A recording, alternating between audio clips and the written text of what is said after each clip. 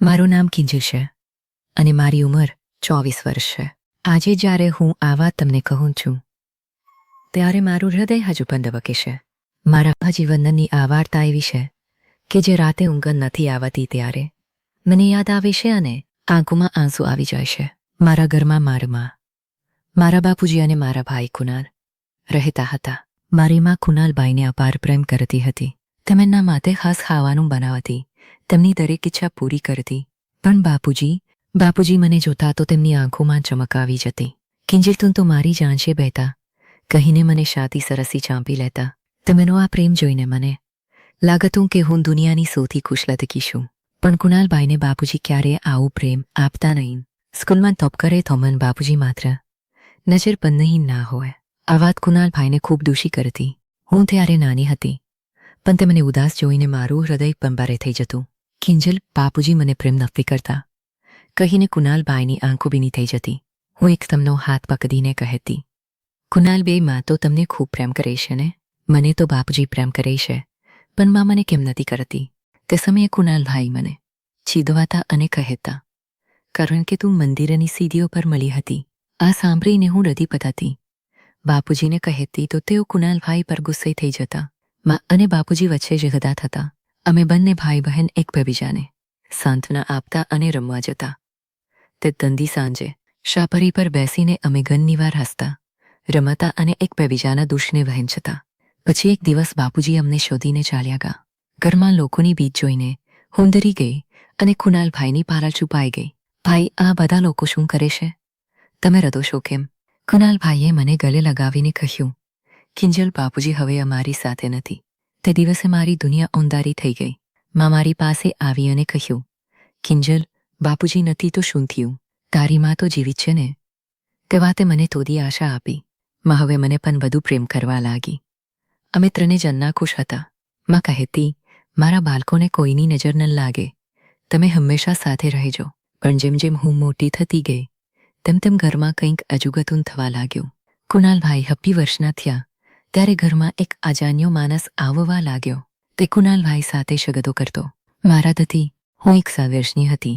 બધું સમજતી નહીં પણ તે ઝઘડાઓ મારા મનમાં ઘૂમતા રહેતા. ભાઈ, તમે ગુસ્સે ન થાઓ, તે ગંદા માણસને દરવાજો ન ખોલતા, હું કહેતી. કુનાલભાઈ હસતા અને કહેતા, કિંજલ, તું હજુ નાની છે, તને સમજાશે નહીં. એક દિવસ તને પંદુષનો અહેસાસ થશે. સમય વીતતો ગયો. હું 1 વર્ષની થવા આવી ત્યારે માની તબિયત બગડી. કુનાલભાઈ તેમને હોસ્પિટલ લઈ ગયા. ત્યારથી તેઓ વધુ ચિંતિત રહેવા લાગ્યા. હું તેમને પૂછતી, ભાઈ, તમને શું થયું છે? તેઓ કહેતા, પરાઈ અને માની તબિયતનો તણાવ હશે. મેં માના બધા કામ સંભાળી લીધા. રાત્રે ઠંડી હવામાન છાનો કપલીને મા સાથે બેસતી. એક રાતે મામાને કહે, કિંજલ, કુનાલને બોલાવ. મેં કુનાલને બોલાવ્યા. માએ મને બીજા રૂમમાં મોકલી દીધી. હું કુતૂહલથી બારી પાસે ઊભી રહી. માં કુનાલના હાથ પકડીને કહેતી હતી, તું મારો પ્યારો દીકરો છે. તમે બંને ક્યારે આ લગ્ન થતા? મારી આંખોમાં આંસુ આવી ગયા. માએ કુનાલને એક ખત આપ્યો. તેઓ રડતા રહ્યા. હું એક સાસરીમાં ફાડી ગઈ. પછી એક દિવસમાં અચાનક બેહોશ થઈ ગઈ. અમે રડી પડ્યા. માં અમને શોધીને ચાલી ગઈ. કુનાલભાઈ વધુ અલગ થઈ ગયા.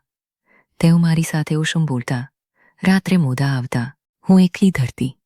ભાઈ, મને એકલી ન જોડી દેવો, હું રડીને કહેતી. તેઓ ગુસ્સે થઈને કહેતા, કિંજલ, તું હવે નાની નથી, એકલા રહેવાની આદત પાડ. કુનાલભાઈ ડોક્ટર બન્યા. એક દિવસ તેઓ મારી પાસે આવ્યા અને કહ્યું, કિંજલ, આજે તારી શાદી છે. માની છેલ્લી ઈચ્છા પૂરી કરું છું. મારા માથે લાદ ઉપતો નાહીને તેઓ મને મંદિર લઈ ગયા. ગરબામાં મેં મારા પતિને જોયો નહીં. ફેરા પૂરા થયા પછી તેઓ મને તેમના રૂમમાં લઈ આવ્યો. હું આશ્ચર્યમાં પડી. ભાઈ, મારા પતિ ક્યાં છે? તેઓ મારી સામે આવ્યા અને આંખોમાં આંસુ સાથે કહ્યું, કિંજલ, આ બધું માની ઈચ્છા હતી. આ ખત વાંચ. મેં ખત વાંચો તો મારી દુનિયા તૂટી પડી. મારખતી હતી કે કુનાલ મારો સાકો ભાઈ નથી, તે મારા દૂરના કશીના નલ્લો દીકરો છે.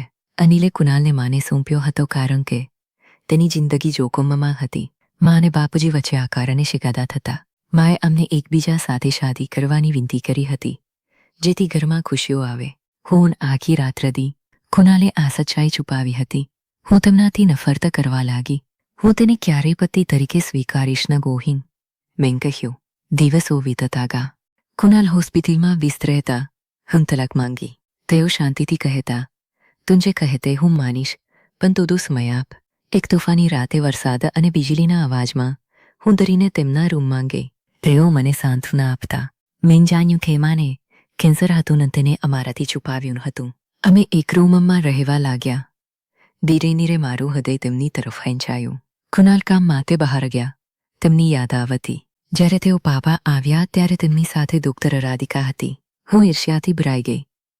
એક રાતે બુહારમાં હું ગુસ્સામાં રાધિકા સાથે વાત કરી. કુનાલે મને તબકો આપ્યો. પછી તેઓ તલાકના કાગળ લઈને આવ્યા. હું તેમના ગળે લાગીને રડી, મને તલાક નથી જોઈતો. હું તમને પ્રેમ કરું છું.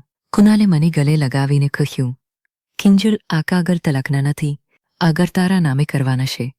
રાધિકા તારી સોતન નથી, તે મારી સાથે કામ કરે છે. મેં તને ઈર્ષ્યા અનુભવ કરાવવા માટે આ કર્યું. હું તને બાળપણથી પ્રેમ કરું છું. તે વખતે મને સમજાયું કે માએ અમારા માટે જે વાદો કર્યો હતો તે અમારા ભીલા માટે હતો. કુનાલે મારી રક્ષા કરવા આ બધું કર્યું હતું. આજે અમારા ઘરમાં ખુશીઓ છે. અમારો એક પ્યારો દીકરો છે જેને અમારા જીવનને વધુ સુંદર બનાવ્યું છે. જીવનમાં કેટલીક વાતો સમય આવે ત્યારે જે સમજાય છે. પ્રેમ અને વિશ્વાસથી દરેક કાર રૂષાઈ જાય છે. મા બાપની આશીર્વાદ હંમેશા અમારી સાથે છે. જો તમને આ વાર્તા ગમી હોય તો તમારા હૃદયની વાત કમેન્ટમાં જરૂર કહેજો. આવી વધુ ભાવકુ વાર્તાઓ માટે ચેનલને સબસ્ક્રાઇબ કરી લેજો.